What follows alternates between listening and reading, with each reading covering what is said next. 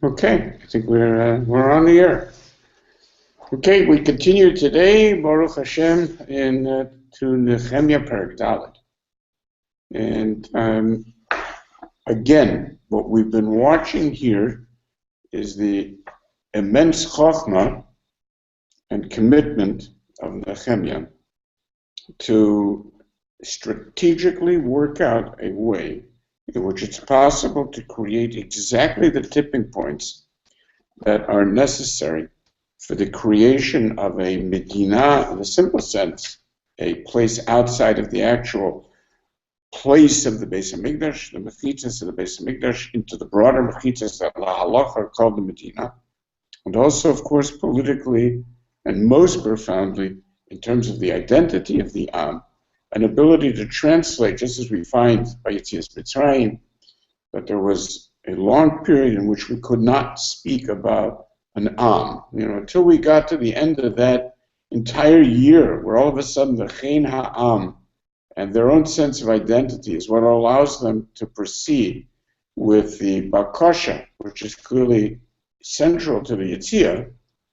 Here too, he is in a very carefully calibrated, which we just beginning to appreciate, the immense chokhmah that went into the way that he did things, the way that he gradually allowed things to become clear to people about his intentions, and as we will see in this remarkable parak, which on the surface just sounds like a little bit of logistical organization, we will discover that in this parak there is a massive change which he manages to achieve amazingly, and only with the help of Tzarena, as we shall see, I think. So, don't think I don't see you, Gavi, there. Oh, yeah, I see you. I can pretend, oh, yeah, but I see you just fine. So let us begin. Vayi kasher shama Sanballat v'Tovia v'Ha'aravim v'Ha'amonim v'Ha'ashdodim ki alta rucha lechomot Yerushalayim. Ki hechelu ha'perutzim lihisatem vayichar lahem ma'od. So, first of all, the arrangement over here of these oivim is remarkable because they keep growing and growing, so that every single time we have a mention of Tzarenu, there's more of them. But at this point, there's not only more of them, they are also arranged in a way in the pasuk that gives us the sense of Sivivav Tzarav, as the pasuk says. Sivivav Tzarav is the idea that wherever we go, we're surrounded by enemies. And this is exactly as we're trying to surround ourselves with a wall. And why do I say Sivivav Tzarav? Because, if you take a look, what we have over here is basically every single area, wherever you look, we've got Oivim. So we look to the north, and what do we see? We see Sanballat and Tuvia, the people from Shomron, and that's covering Yerushalayim, going north. We take a look to the east, and what do we see? We see the Ammonim. We take a look to the south, and what do we see? We see the Aravim. We take a look to the west, and what do we see? The Ashdodim. So it's a beautiful, beautiful way of, for the first time, actually feeling like, what are we up against? And we can really feel now the way in which they would come together, so that this concept, so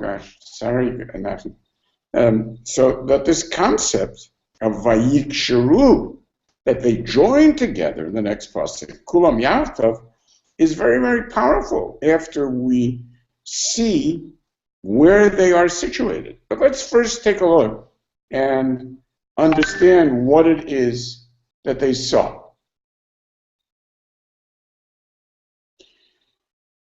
So it says over here that they were Shama ki alta rucha lechomot Yerushalayim. Now Moshe has pointed out in his notes, I don't know why we have that funny picture of him. It wouldn't hurt to have an actual picture. And he asked, what exactly was being kasher Shama? They've been following very carefully and very eagerly the events, from day to day at least. They're in constant touch with what's going on. They have people reporting to them. What is it that they suddenly came to understand? Ki alta arucha lachomot Yerushalayim.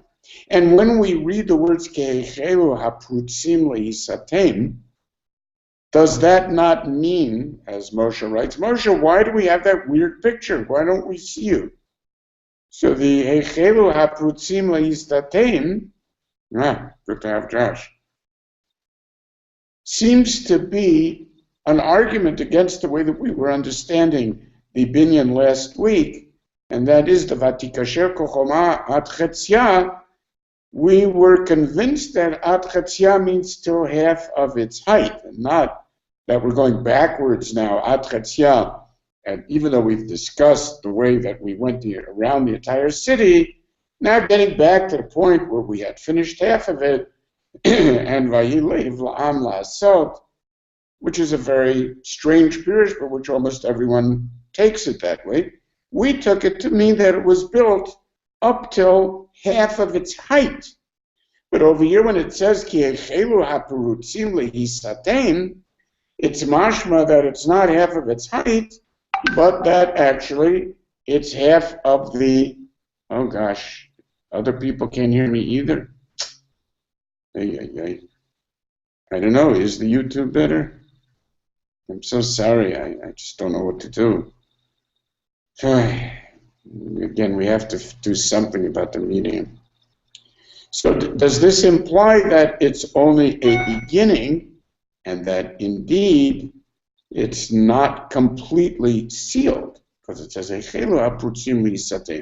if you take a look in Rashi, Rashi actually has such a beautiful pshat, and it ties very much into every last aspect of how we've been learning this entire construct and the framework for all of this.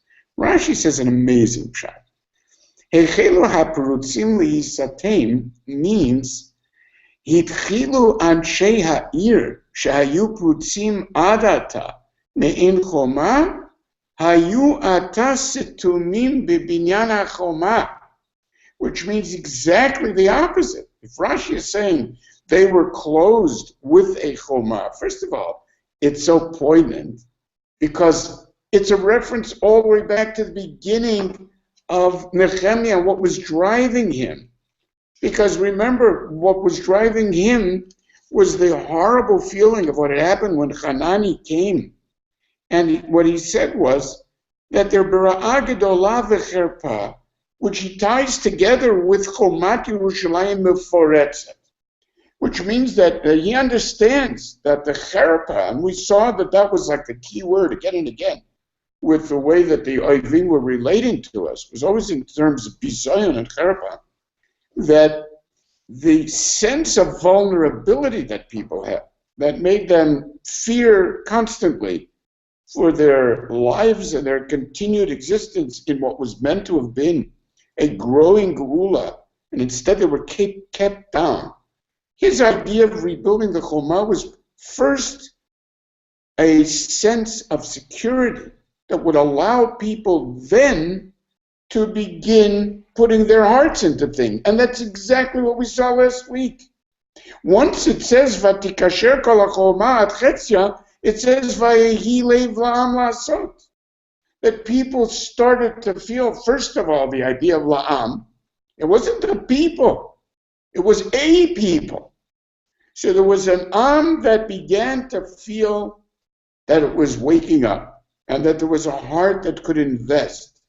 So Rashi's pshat over here is a direct continuation from that beautiful sense that the people who felt themselves prutzim, not the chomot that were prutzim, the human beings that were prutzim because of the chomot, now began to feel stumim. Now they began to feel protected. Why weren't they fully protected? If there were holes in the wall, they weren't protected at all. So Adarabah, they were fully surrounded by wall, and therefore they were stumim. But the point is that they were only partially, as Rashi says, So how do you say situmim if there was no situmim? Because hechelu means, in terms of situmim, they're not fully protected because the wall is breachable, because it's only half its intended height. But nonetheless, what a difference to feel that you are surrounded by fortifications that are going up. And this fundamental psychological change is what it was that Sanballat understood. We've always been looking for these moments that are indeed moments of sudden change. And that was what he always wanted to do. He was trying to reach a point at which he could actually say things have somehow fundamentally changed. This is what Moshe had written in just before the Shir, that basically there must have been some tipping point. Sure enough, this is that tipping point, and it's a massive tipping point. They did not realize, and this is why it follows directly from the pasuk before about the leiv ha'am la'am la'asot. It was the leiv la'am la'asot that leads directly vayi kasher shama. This was a disaster. Mamela, we could continue to keep them down, but my gosh, now that they've started awakening, something has to be done. And so, vayiksharu kulam yachtav, vayichar lehem ma'od, and this meant that there was some very, very deep nerve that was touched, that they had not thought was going to be touched. They thought it was a matter of a gradual change in the physical construct of the city, that they would be able, as they said in last week's parsha, what's the big deal? What's the problem? It's a problem for us to tear the thing down. Let the idiots do what it is that they want. All of a sudden, everything is changing. The idiots are no longer idiots. They are people that are beginning to feel themselves as investors and having a future in Yerushalayim. So because of that, vayiksharu kulam yachdav lavo leilachem b'Yerushalayim v'la'asot lo to'ah. Now this to'ah, again, we think that because of the primitive quality of the writing, that there's not multi-leveled understandings of the way in which the words are used, but they're very deep understandings. Because this to'ah is not the normal way that we would describe a situation. That's too many possibilities. And we know that the Rambam talks about the ta'ut ha'olam with this, to'ah, ta'utam. And it's the way, it's a perversion. Just as we find, indeed, Moshe pointed out as Bar Kapora, to'eh tava. The idea of being perverted, of turning aside from something that is the way. It's funny because we actually call heterosexuals straight. So the idea of yashar, turning aside from the things that you were invested in and you were doing, all of a sudden everything becomes perverted, becomes turned aside and twisted from its initial vision. And of course, they began to understand, and this is the vayichar lehem ma'od, they began to catch a profound strategy, a vision, which actually Nehemia speaks of much earlier as his vision, as his dream, of the way that HaKadosh Baruch Hu was megala to him these things, of the way that he was patterning things on the Tikkun of Esther and Esther's descendant. And all of a sudden, things are becoming clear. What is absolutely essential is very much what Paro understood as well, right up front. Right after the business with the women, and when they had identified, when Miriam had identified to her father that there was a need to commit ourselves to a vision, and for the first time you had the Yocheved miracle and the concept of everyone committing themselves to that future that Noshim Zitkoniot had provided, that's when Paro gets nervous. And that's why he needs to be in the deepest way, mischaking the Moshiach Shel Yisrael, in terms of the ruach of the Moshiach, in terms of the males who would be able to actually create a Yeshua.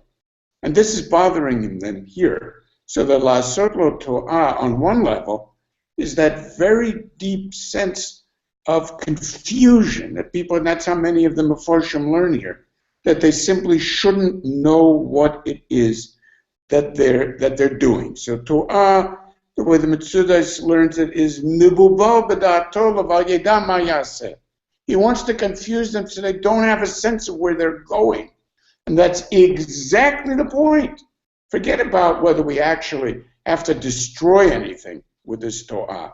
What we need to do is destroy their feelings. And therefore, Rashi's pshat of Lasot Lo Torah, Lasot Lo Bibinyan HaChoma, Kilkul V'Hashchata, is nowhere near as powerful as those who are learning Torah in the sense of the people's minds.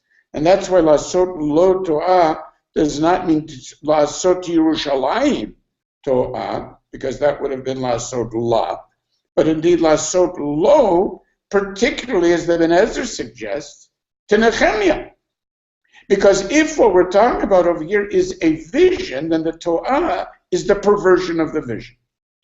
And because of that, Nehemia becomes aware of this. Now it's obvious that there are connections that he has, because this is not a ex post facto analysis, which he's writing up at the end and say, we found out later.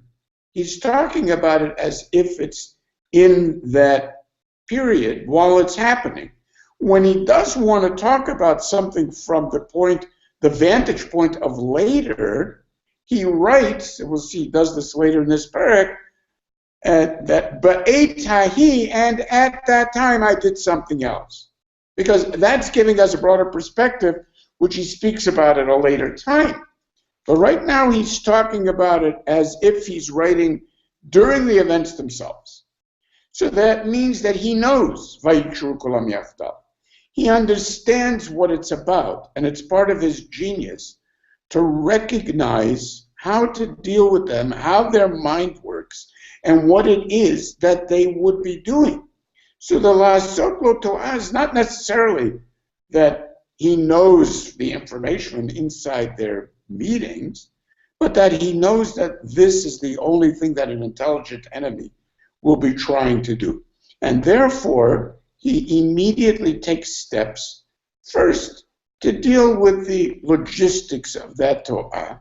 But the most important thing is, for him, to make certain that their spirit is not affected. And therefore, V'nitpalel Eloheinu, just like we find every time that we need to have different dargas. So there were Echin Atzmo L'Tfilah, Echin Atzmo L'Milchama, Echin Atzmo L'Piyus. There's always various levels of achana. So we need to recognize there's this level of achana of Tfilah. And this was his idea all along. Everything is going to be done. B'toch that single tefillah that was essentially Esther's talking in her normal life was always a tefillah. V'na'amid mishmor alayim yomam v'alayla mipneihem. So that we put up during the day a mishmar, and at night we continued to be aware of what was happening. However, mipneihem would mean that there were actual soldiers. In other words, it wasn't sufficient to really protect them, but there was that first sense, either, as the Ralbag says, a mishmar as a mishmar of chayalim, that should actually be shomrim, or it means lookouts, so that we would be able to have advance warning. Now this ties in to the understanding of Torah that he has. Torah has another meaning, and that other level of meaning is surprise. To surprise attack them. So Lasot Lo Torah is so that they should not be prepared, and they should be shocked with the sudden attack that we spring against them. And that's a very beautiful approach. And of course, the very fact that they know about it is destructive of the Torah, this level, and therefore he wants to break their spirit by showing them how deeply he's penetrated into their plans. But the first concern that he has, and this explains the next two psukim, the first concern that he has is the way in which the messages about the gathering together of the Sanballat, the Aravim, the Ashtodim, the Ammonim, the effect that this is going to have on the workers. And indeed, because of that, the very next pasuk switches to the impact, so that the impact is now described with these two psukim. At least this is I believe, the correct way to understand it, even though Lamaisa, it's a machlokes, and there are those who understand that the meaning of the pasuk afterwards is completely separate from the first. In other words, first we have the Kashal Koach HaSabal, and Vayomer Tzarenu, Rashi learns, is a different issue. And so does the Tosfos read, and so does some of the other Mefarshim, that this is sort of Nehemia talking out how miserable he is. Oh my gosh, this is happening, that's happening. But I think it's much more reasonable to learn like the Ralbag or to learn like the Malbim, that this is all interrelated, so that the impact on the builders was in two things, and the effect of them was synergetic. So Vayomer Yehuda Kashal Koach HaSabal V'Afar Harbe V'Anachnu Lo Nuchal Livnot B'Choma, and the way that the Ralbag is learning Vayomru Tzarenu, and furthermore Yehuda says, and you can see what our Tzarenu are thinking. Lo Yedu V'Lo Yiru, the Jews won't know what's going on, and all of a sudden we'll pop out and we'll murder them, and we're going to stop this work. Asher Laval Tocham V'Aragnum V'Ishbatnu Et HaMelacha. So first of all, they're starting to feel, for the first time, overwhelmed. This is after Vahi Leiv La'am La'asot, at the end of the last parak. It's clear that he was right, Nehemia, and that the idea is La'asot Lo To'ah on these multiple levels, that in the end this will pervert their desire and pervert his plan, and that's what has to be countered. And sure enough, you see, Vayomer Yehuda, indeed that's what happened. All of a sudden, we don't have the way the Gemara, I put it up on the WhatsApp, the way that the Medrash understands this, in Medrash Eicha, Kashal Koach HaSabal, which by the way has become a very, very primal way of expressing the pain of Klal Yisrael in Tefillah. So you'll find literally hundreds and hundreds of tefillahs or tshuvas that talk about the historical pain and problems, and they'll always use this marshal of Kashal Koach HaSabal, meaning not the literal approach of the Sabalim, as some of the people who are the carriers, like we find by the Beis HaMikdash, by Shlomo HaMelech. We had all of those Sabalim, the thousands and thousands of Sabalim. Those were people who worked on carrying actual things. Others learned this Sabal as a reference to the little pillow that if anybody who's watched, if anybody who's lived in the old city knows that the only way you can get something in, you buy a refrigerator, you basically have to pay an Arab who sits outside of Shar Shechem with all the other Sabalim, and he puts a pillow on his back, and he picks up the entire refrigerator on his back. They're usually like in their 70s and 80s, these guys, and he picks up this unbelievable, gigantic, 3-door refrigerator, picks it up on his back, and walks it to your house. It's just unbelievable. So that little pillow, according to some, is called the sabal, because that's what makes the weight bearable. So it's the bearable. But of course, in the way that it's used in the Medrash here that I put up in all of the tefillahs throughout the Deres, Kashal Koach HaSabal, is that it's considered to be the internal ability to carry on. We just can't carry on. That's what it means. Carrying, in the sense of carrying on, as we would say in English. I can't go on.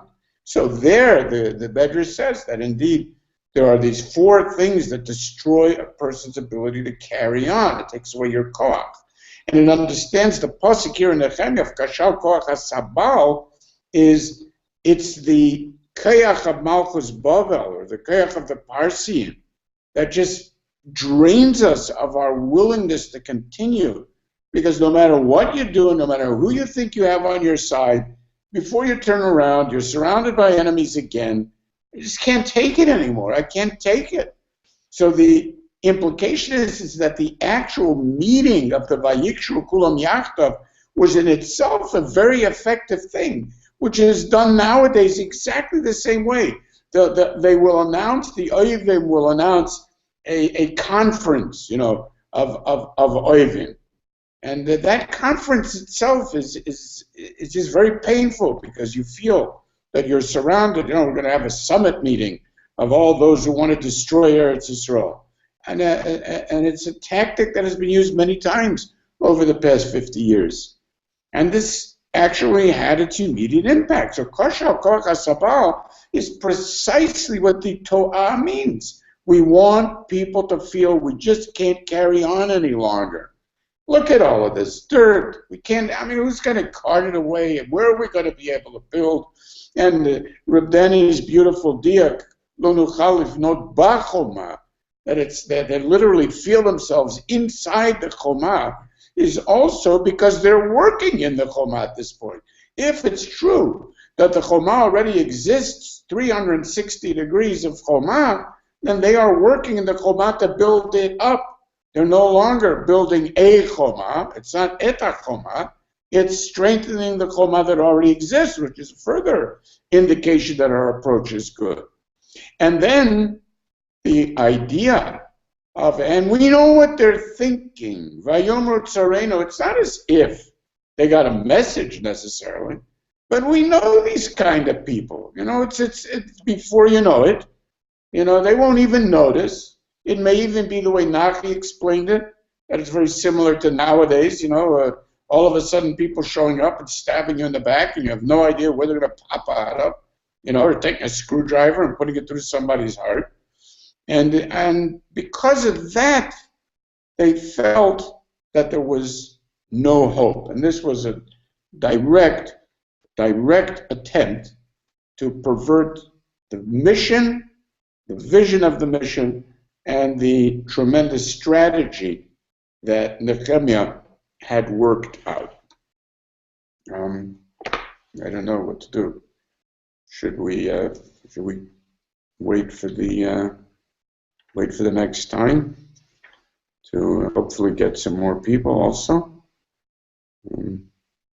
Maybe, because there's a lot of tremendous, beautiful things coming. I would love to share it. Yeah. Okay. So maybe we'll do that, and hopefully get more input from this. Give you an opportunity to send in some more ha'aras that will be expressive of how to approach the remaining piece, because that's like a whole new sugya of the interrelationship with the other Jews that were on the other side of the fence, which has everything to do with this. So, okay, I'm going to say how much I love you again, and tell you that we'll be in touch, Bezrat Hashem, next week. This business of Chaim Davies not showing up, we're going to have to do something about it. It's a good thing my grandson is in Florida, and I'll have him attack exactly Lo Yiru Ad Hashanova Tocham. Ha ha. Laila Tov, everybody. Good to see you all.